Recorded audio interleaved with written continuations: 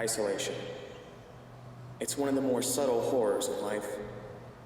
When one feels isolated, truly alone, whether physically or emotionally, God forbid both, when one feels isolated, he becomes dangerous, unpredictable. Yo, what are you doing on the roof?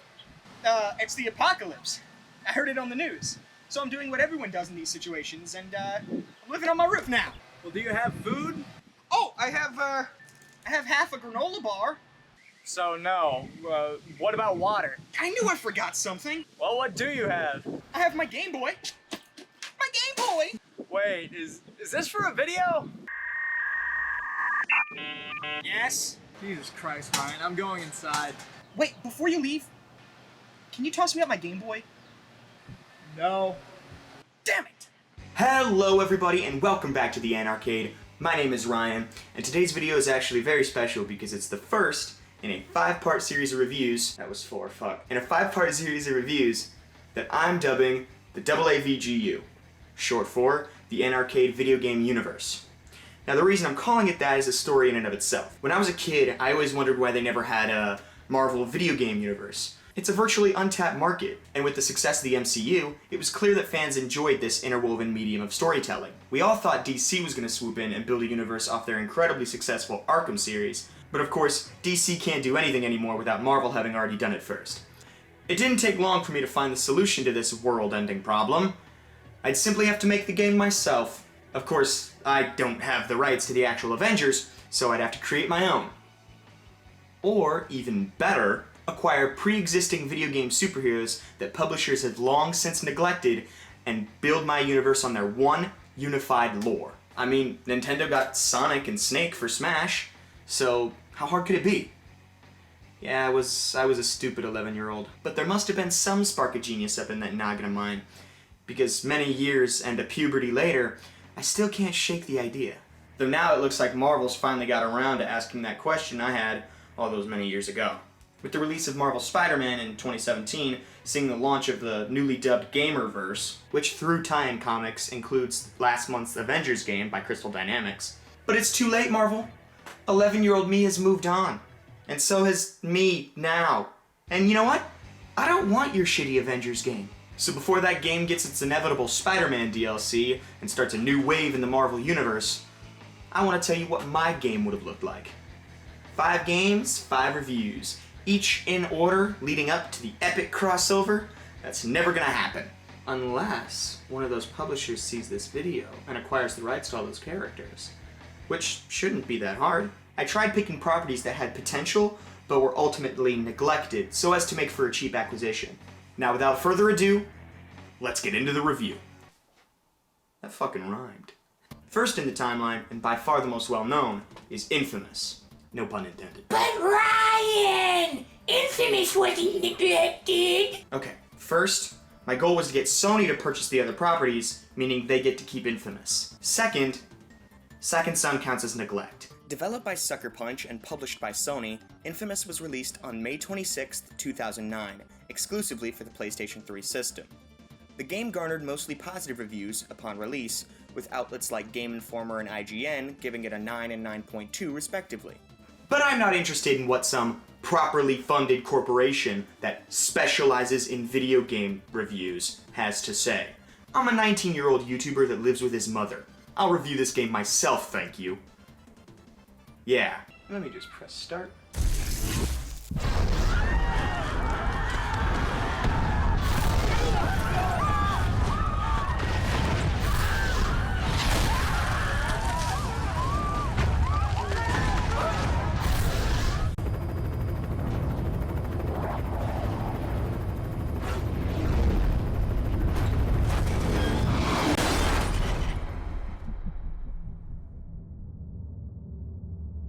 Activation plus 6 minutes. Pulse is 45. Respiration 10. Looking good, Cole. 4 stars. Would have given it 5, but in this political climate, bombs are a little too real. Bombs. Keeping it real since April 15th, 2013. Police, you can't say that. Oh no, The joke police. That means the voices in my head are manifesting themselves in physical form again. Just play the game. Okay, Mr. Sandwich. The story of Infamous follows human lightning rod Cole McGrath. No, Cole McGrath. No, damn it, I said Cole McGrath. Perfect. So following the opening cutscene, Cole wakes up in a fiery crater, and before he can grasp what's going on, he's told by the convenience helicopter that he needs to get out of the district. You can walk. Get out of there. Head for the bridge. Thanks, convenience helicopter. This is a great way to start off a game. Put the character in a position where he and the player know just as little about what's actually going on. It creates a connection between Cole and the player, as both are grasping at strings, desperately trying to figure out what the fuck is going on. As Cole escapes, we're introduced to a few supporting characters, mainly Zeke and Trish. Zeke is Cole's gunslinging anti-government best friend, and Trish is Cole's girlfriend. We also get electrocuted a lot. So Cole makes it to the bridge to the Neon District, but overloads, I guess from all the electroshock, and pops a fuse harder than a Pikachu in a wall socket. When Cole comes to 19 days later, he finds the city plagued with an incurable Plague. With Empire City in full quarantine, there are few law enforcement left, leaving the streets overrun with gangs. But that's fine, because Cole lives with Zeke on his roof. So we fry a few Reapers, not those Reapers, in Central Square, and it was at this point I realized Trish is just the worst. So after helping a bunch of people get food by protecting them from armed thugs, James Franco comes on the Jumbotron and blames Cole for the blast, which of course causes Trish to immediately leave him. Look, I get it. Trish's sister died in the blast. So if a complete stranger tells her that the one person she still trusts and loves did the big boom boom without any evidence to support that claim, she's gonna believe him. Though on the other hand, she's a cunt. Zeke's still cool though. Together he and Cole devise a genius plan to get out of the city. Bum rush the guards. This obviously doesn't work, and Cole gets caught by the feds where he meets Moya, a desperate agent who makes a deal with Cole. He finds her husband John, he goes free. So back to the city it is, where we meet up with Zeke, who I guess is bulletproof. And fall-proof. The rest of the game plays out in a similar pattern. Restore power to a district, take out the gangs, and find John's dead drops.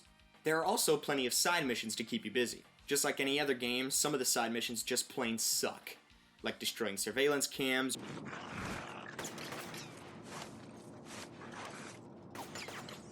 or escorting prisoners. Move it. But there are side missions, I'd argue, that are better than some of the story missions. For instance, the side mission where Cole has to intervene in an all-out superpowered gang war? That was cool. But those missions are few and far between. Infamous is an open-world game, meaning you're gonna have to get good at traversing the city if you want to be able to easily hop from district to district. Empire City is separated into 3 districts, each controlled by a separate villainous faction. First is the Neon District. This district is the nicest of the 3. Well, if you consider nice to be relentless gunfire and undrinkable water. So let's say Detroit. The Neon District is claimed by the Reapers, a gang of violent, mind-controlled goons that pledge their allegiance to Sasha. Who's Sasha? Oh, she's just a sexually frustrated she-bitch with juice powers. Basically, she pumps shit into the water and it brainwashes people into doing her bidding. Shit. Why does that sound so familiar? Next is the Warren. This trash-covered slum is home to the Transients, or Dustmen as they like to be called. The Dustmen are my favorite faction. Tell them why, Cole. A couple of days after the blast, the homeless people living there banded together and seized control of the entire borough. They call themselves the Dustmen. Guess that explains why they're all wearing trash bags. Did you catch that? This faction is made up entirely of armed and very angry homeless people. And who is their mighty leader? An old guy with trash powers. Now you see why I have to throw him off a bridge. Last is the Historic District. This district contains the epicenter of the blast and is controlled by the First Sons, an evil organization led by Kessler, with the sole intent on getting back the Ray Sphere, a device that once activated can give its wielder incredible superpowers at the cost of those around them. This is the package that initially caused the blast. The First Sons command a high-tech arsenal and won't hesitate to execute anyone with the guts or arrogance to stand in their way.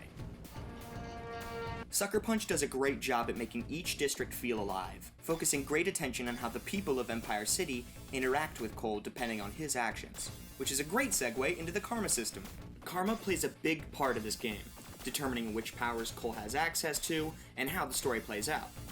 Everything in Infamous is built around this karma system. People will respond differently to Cole depending on your karma, with good karma leading them to seek out your help, and in some cases even rally to fight against your foes. Evil karma, on the other hand, will cause them to cower in your presence, or in extreme cases, rally against you. At the end of the day, it's entirely your choice as to how the public perceives you. Do I want them to love me or fear me? The voice cast is great. They each do an incredible job at making their characters believable, especially Cole and Zeke. Jason Cottle voices Cole McGrath, and quite fittingly so, as he does sound like a man who's been repeatedly struck by lightning. Story of my life. And Caleb Moody provides the voice of Zeke. These two have one of the best character dynamics in video game history. That being, all Cole wants to do is be normal, but can't. While all Zeke wants to do is be a hero, but can't. This comes very subtle at first, with Zeke cracking jokes about the situation. Wish I could do something like that. Running down all those stairs. That sucks donkey balls. But this soon becomes a point of tension between the two, providing much of Zeke's character motivation. The combat in Infamous is hard to explain. It's one part cover shooter, one part action platformer, with a hint of whatever the fuck this is.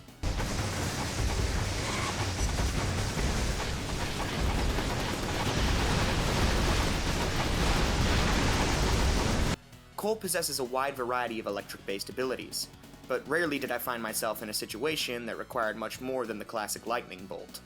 And because it doesn't drain the energy meter, I was definitely more inclined to use this over the others. But regardless, the abilities are always fun to play around with. As well, the plethora of enemy types tends to keep the combat interesting. I especially loved going toe-to-toe with other superpowered conduits. Cole feels very floaty. While this kinda makes sense due to him emitting large amounts of static electricity, it also makes traversing the city rather difficult.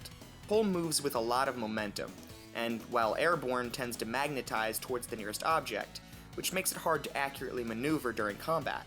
Compare this to Spider-Man, where the combat and traversal complement each other and often correlate into one beautiful dance of death. Though in the case of Infamous, I believe the awkward floatiness and steam train momentum are intentional, as they do make sense when put into context of Cole's powers. The game's difficulty holds fair all the way through, with only a few exceptions. One of those being the fucking satellite uplink side missions. Many of the cutscenes are played out in a classic comic book style, which looks great and works very well with the tone of the game. The in-game graphics are quite impressive too for early PS3 standards. I mean, it's nothing to freak out about now, but it's definitely on par for its time. Quite a lot of detail went into constructing every little detail of Empire City. But with such a large open world comes the inevitable glitches. Oh, sweet PS3 glitches. This game is riddled with them. Nothing game-breaking, in fact I actually found myself enjoying the game more for its glitches. But it needs to be said that this is not a perfect game by any means. Some guys in my squad got hurt fighting the Reapers. If you help them, I'll give you these blast shards. Glitch Cop. The soundtrack was produced by a man named Amon Tobin, aka Cujo, aka Two Fingers, aka Only Child Tyrant, which, as far as stage names go, is still nowhere near as cool as mine, which, of course, we all know is Kunta Kinte. And now that's clever because I, switched the K's. I also go by Toby. Tobin had previously worked on the soundtrack for Ubisoft's Tom Clancy's... Fuck, that's a double possessive. Fuck it. Not Metal Gear 3. Despite Tobin's past experience in the music industry, I typically found the soundtrack for Infamous to just be passable. Never did I really find myself particularly stricken by any of the game's score, save for the final battle, where the music perfectly complements the tone of the scene. Speaking of the final battle, so towards the end of the second act we find John, who helps us track the Ray Sphere to the transient space of operations. With the help of Zeke, we get it back, but at the last second, Zeke decides to activate the Ray Sphere in hopes that it'll give him superpowers like Cole. But nothing happens. So he hands over the Ray Sphere to Kessler, who promises Zeke the powers he craves, This leads to the Transients launching an all-out assault on Empire City in an attempt to reclaim it. In the battle, Trish is murdered by Kessler. Oh no. This sends Cole on a vendetta for Kessler's head. I'm gonna find that sick bastard, and I'm gonna kill him. So we team up with John, again, track down the Ray Sphere, again, and get the coolest cutscene in the game. Trish's crumpled body flashes through my head. I think of Amy, Zeke, and I hit that sphere with everything I've got. But something goes wrong. The Ray Sphere cracks open, creating a vortex of energy. John's pulled in, and it tears him apart. And I run. John and the Ray Sphere are gone, reduced to ashes. Nothing went according to plan, but at least the Ray Sphere is out of the picture. With the Ray Sphere gone, there's only one thing left. The final fight. What is a superhero story without a final fight? Shit. It's shit. So how does Infamous handle its final showdown between Cole and Kessler? Well, actually pretty cool. Up to this point, we still don't really know who Kessler is or why he's doing any of this. All we know is what Cole knows, and that is, Kessler has to die. So we confront him in the fiery crater where this all started, and the battle begins. This was my favorite part of the game. Kessler moves fast as lightning, which leads to a power imbalance causing Cole to always be on the defensive.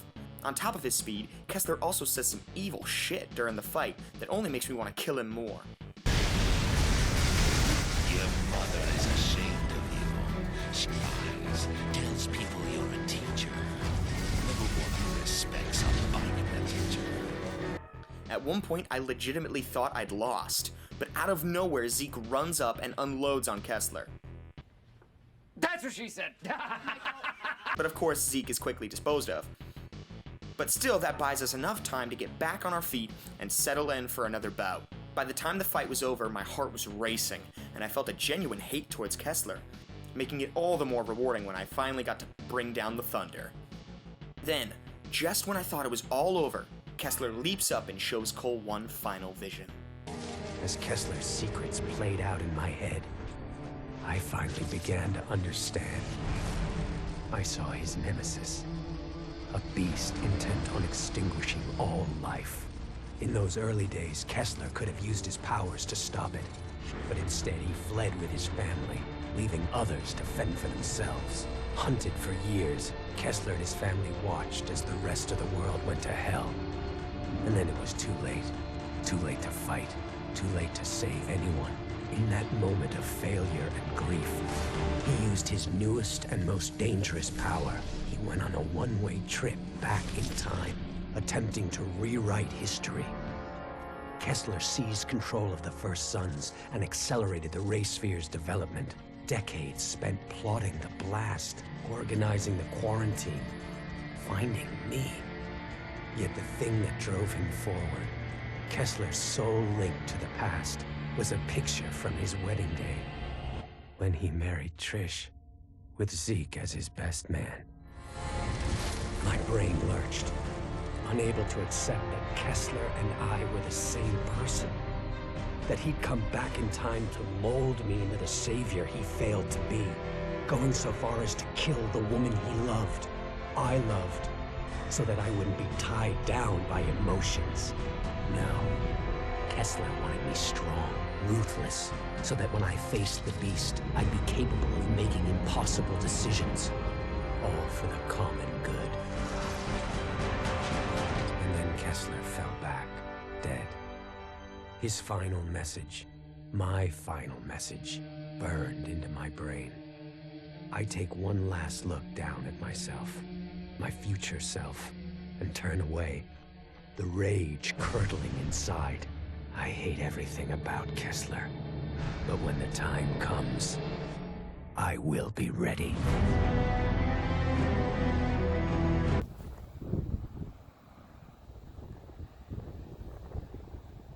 Damn! But did it make me feel like a superhero? Well, in a word, yes. While it may not have had the best traversal system and a city riddled with glitches, I never found these to break my immersion or lessen my experience. The story is definitely the highlight, and I left out a lot, so I definitely recommend giving it a play if you haven't already. It must be said, though, that this is definitely an origin story, spending more time on character development and world building rather than cool, crazy set pieces. Though it did have its fair share, most of the crazy shit would be left up to the sequel. But that's a video for another time. Ryan, when are you gonna play Turok? Shut the fuck up, Mr. Sandwich! In a chaotic world such as our own, one might easily confuse right and wrong. Often we think it's easy to clearly see each side of the coin for what it is. Right is good, wrong is bad. But in a state of isolation, I often see that right becomes me, and wrong becomes them. At that point, the coin is worthless. But then again,